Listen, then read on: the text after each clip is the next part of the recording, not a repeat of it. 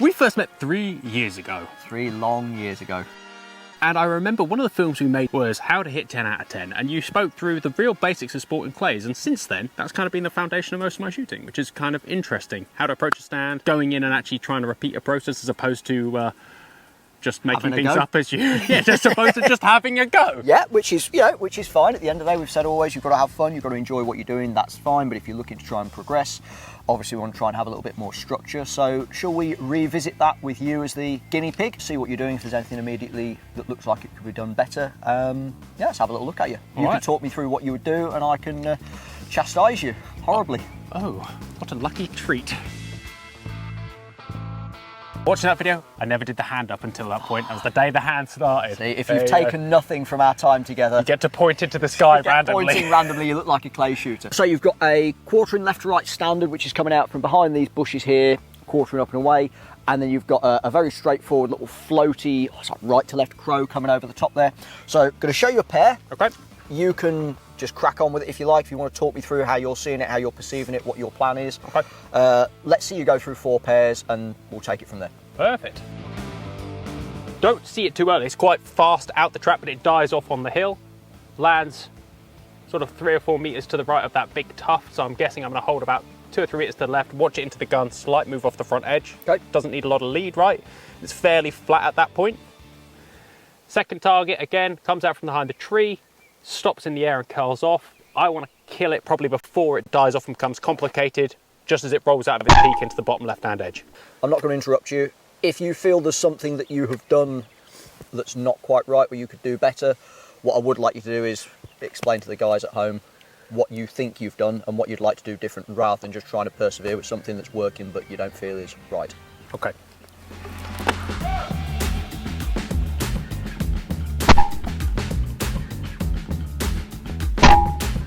You've done 2 pairs in now. First pair was not great, second pair was looking good. Now try and take the time to repeat the process for me.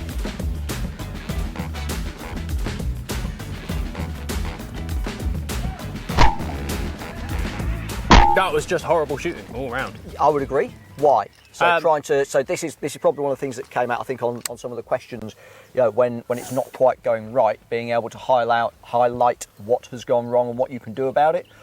What would you say your overwhelming feeling other than that was terrible? My head came out of the game completely, and I just threw the gun at both of them without really lazy, like a dedicated move in either move. Lazy moves, throwing the gun around, no control, and like we said coming into it, very straightforward targets on the face of it, but also it can sort of lure people into the whole, this is pretty straightforward, I can just get away with any old shit, and turns out you can't. So you've got to try and apply the process every single pair, reset it and work on the quality of the movement rather than just the hitting the target. Put it in the bank. Yeah, because you just went up to a spot on both of those shots and the shot was wrong. It was messy from the start, it was messy at the end, and it caused you a pair loss on a set of targets that you know should be straight. Yeah, bad day for you, should be 7 out of 8 here, and you've just dumped 3. So let's try and just tone everything down a little bit, a little bit more finesse. I've got some more excuses. I was up early, I've driven a long way to be here, haven't shot targets. On the plus side, you do have a very nice hat, so that should help. Maybe the hat is actually the bad thing. Yes. Hold on, we just need to tart it up so I at least blend in. First target, quartering bird from the left. Let's have a little look at one. First thing I always want people to pay attention to is where you feel most comfortable killing the bird. So I think just before 12 o'clock, just as it's coming into the peak, right? What's the bird doing at that point? Your perception of lead is going to be largely based around the angle, speed and distance of the bird. So angle, very, very shallow, as in most of the work is going away from you, so that says to me 0 lead. Speed, it starts off reasonably quick, but it's not got a great deal of spring on it. So very at quickly. The kill point, it's a very slow target. Feel like 6 inches to a foot off the front edge maximum. I would be saying that's too much, okay? Because you've got, say, 0 angle, that says to me nothing. Very slow speed at the kill point, that says nothing. And then finally, and least important for me, is distance. It's 25, 30 yards. 25 absolute tops to your kill point. So everything here to me screams, if you're going to miss this, you're going to miss it in front. I wouldn't start with 6 inches to a foot on that at all. I would be thinking of moving into the target. Knowing how you move the gun, what suits you, you're a natural swing-through shooter, so by all means come from the back end of the target. I don't want you coming from a mile behind it, so I'm not going to say pull your whole point 3/4 of the way back, which is going to give you far too much gun speed. Equally, I don't really want you just parking the gun out there, because that's going to encourage you, as you saw, to have a little short, punchy flick, which is one of the things that's, again, more likely to take you out in front of the bird. So if you're killing the target here, we're going to come maybe 1/3 of the way back, let your eyes shift off to the left-hand side of the gun so you've got space and time to see the target clearly. As it comes just past your barrel, because I would look at shooting swing through on this, very smooth acceleration, and don't think of it as swing through, think of it as swing to, because if you're trying to swing through the bird, you are naturally going to go out in front of it. Okay? When I broke it nicely, as soon as I passed the bird, just pulled the trigger. Yeah, I would say almost coming into the target squeeze. Second target, exactly the same principle. Where looks best to kill it? I would say approaching the peak, so as it comes into the peak rather than it comes off. What's the bird doing there? It's practically stationary, so the angle thing is almost irrelevant because it's not really moving. It's 20 yards tops. Yeah. Everything again says shoot the left-hand edge and blow it to pieces. I wouldn't even go as far as you shooting the left-hand edge. Put it If in the you're going to middle. shoot coming from the back, your gun speed's going to build in a tiny bit of unperceived lead, because you're going to have acceleration coming through the bird. If you pull the trigger in the middle of the target, split-second delay between you saying pull the trigger and you pulling the trigger is going to generate a tiny little lead, and you're going to be right in the guts of the bird, because every one of those you were braking, you were right off the front end of it. When you've shot your first target, the only thing I'd add in is building a transition so you can pick the target up well, rather than just thinking, it's floating around at the top, I could just chop into it, which is kind of transition what you did. again to a whole point just off the left of that bush. I'm looking, you've got that sort of U-shaped cutout in the bush. That's where the target's coming from. So when I've shot the first bird, bang, I would come to maybe 2 foot out the left-hand side of that. Eyes onto the right. As the target comes just past your barrel, again, smooth, steady, and pull the trigger as you come to the target rather than as you go through it. Perfect. Sounds easy. It sounds, I mean, it looks relatively easy walking in here. And this is the problem, you know, you come into stuff that looks very, very straightforward. It is easy to go, this will be all right. And sometimes it is. But that's the whole point about consistency. Sometimes it is, sometimes it isn't. You want to try and build every single shot like it's the most important shot of the day. Don't switch off and take anything for granted. Run the process each time, shoot each pair at 100%. Then you can give yourself a pat on the back afterwards. I've never been able to do that. No. Can you pat my back for me? Can I pay you after to that pat my first back? 8, mate, you aren't getting any pats.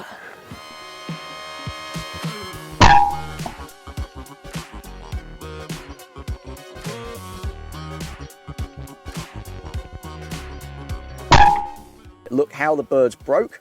Hopefully, way better. Hopefully that should have felt like a much more smooth, relaxed process. It felt like it was more in the bank. There was less panic. Yeah, and this is it. When you get it right mechanically, you should start to feel that as long as you do the system, you know, run the system each time, it's almost impossible to miss. What you don't then want to do is take your foot off the gas and go into autopilot mode and just put the gun up and pull the trigger, because that's where the silly misses come from. But that was really, really good.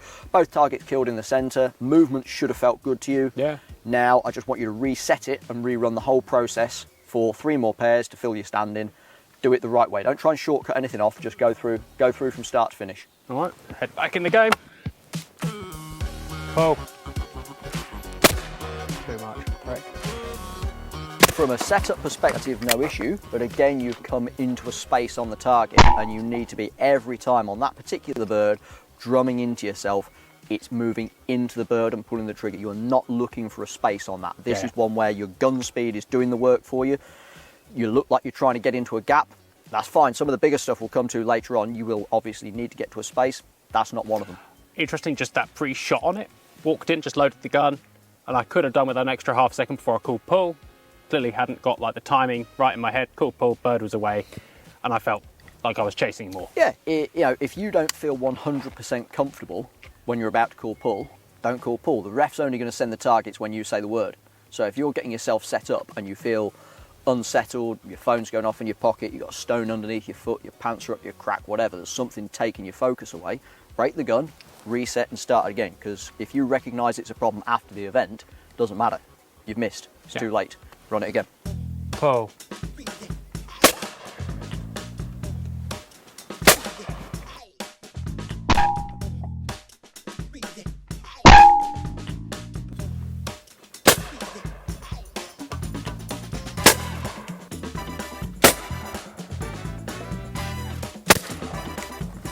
Absolutely in the centre of them. I would look at changing the amount of time you're in the gun before you're calling pull, so you look like you've got a load of stuff going through your mind whilst you've come back to your hold point and you're settling and you're breathing. It almost looks like you're running stuff through in your head. I'd like that done before.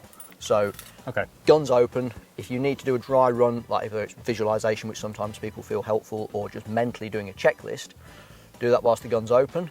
Then you can go, right, clear head, close the gun.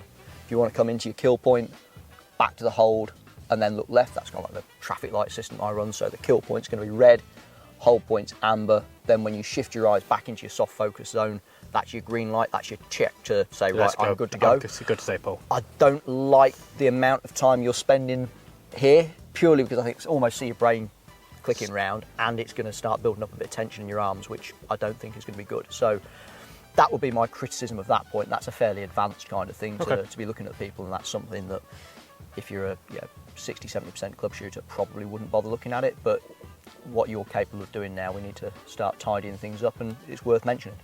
I think, again, a lot of that comes from the amount of guns I shoot. There's like always just reminding myself, this is this gun, this needs to be shot like this. There's a lot of does go through my head that probably wouldn't if I just...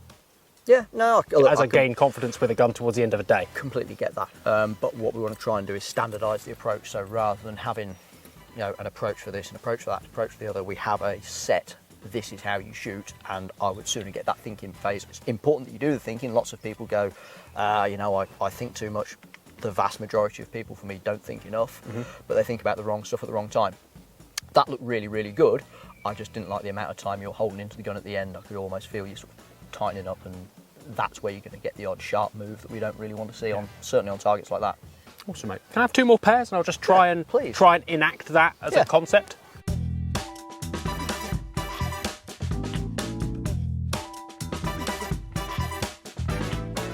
Just calming down, not stressing too much about what should be relatively easy, right? Basic stuff, but as we've said before, it's the basic stuff that you build your card on. You make scores not on the 50-60 yard targets, you build big scores on the stuff that's inside 30 yards. If you can get good at filling stuff inside 30 yards in, what happens outside 45-50 yards is, by and large, academic. You make big scores shooting well on steady stuff and minimising mistakes. If you miss a few crazy big teal, which we've got round the corner, or a couple of big batus, in the overall round, that's not a big part of the job.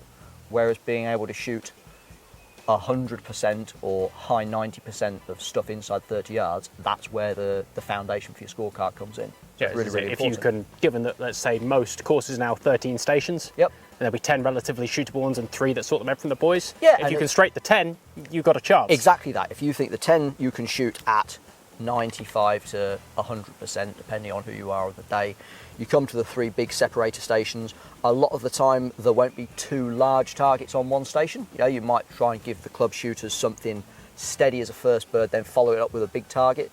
So then you're looking 3 stands of maybe 3 or 4 pairs. If each stand was 4 pairs, for argument's sake, and the second bird was a big target, it's 12 birds. So if you can do a really good job on the 88 targets that aren't the big scary stuff, and you can hit 50%, which I'm not saying you want to aim for 50% of the big stuff. That's quite good. But you're still in the 90s. Yeah. And most people aren't in the 90s. What's interesting about the World Shoot was there's a few people saying, I don't like this, I've been training on big stuff. And people were happily missing 20-yard targets. Yeah. Like I said, they're all worth one. And the nature of stuff, certainly in the UK, over the last few years, as everything has come in.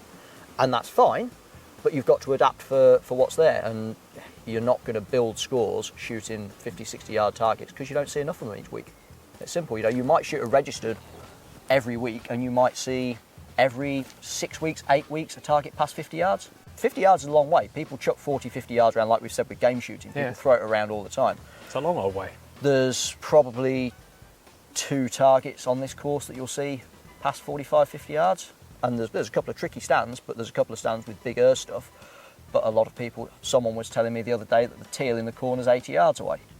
I don't think it's fucking 80 yards from the next stand, but people's perception on things is somewhat different. But yeah, build up on the safe stuff, make it easy. I appreciate you, man. Thank you. Been emotional. Let's go and shoot better than I shot then. Yeah, No. that won't be difficult. Thank you for watching, guys. This channel is made possible by our amazing sponsors. You can find out more about them in the description down below. And if you want to support the channel, you can join as a member. You get loads of extra content, well, some extra content, and occasionally we hook up and go clay shooting together as a membership group. If you don't feel like joining today, we really appreciate you watching and subscribing. Have a wonderful day.